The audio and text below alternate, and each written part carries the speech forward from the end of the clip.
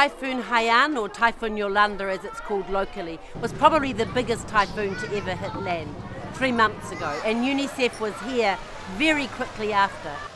5.9 million children were directly affected by this typhoon 3 months ago. Of those, about 550,000 needed to get back to school very quickly. And it's schools like this that UNICEF was able to support to get the children back into school. We call it back to learning.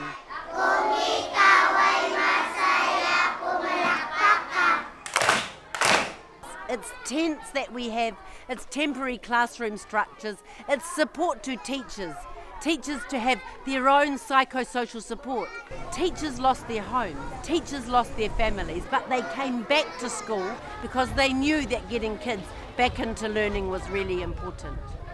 With your generous help, UNICEF has been able to provide school bags and school supplies inside those bags, has been able to set up temporary structures like this tent, has been able to provide bigger supplies, has been able to put water and sanitation, toilets, latrines and bathrooms into schools, but it's much bigger than this.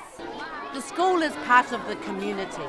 It's the community that took children who had lost their parents into their own families. We were able to work with the police very quickly on to identify children who had become separated, and in some cases children who had lost their parents, and almost in all cases we were able to get family members to accept those children into their families, and we could provide those families with additional support.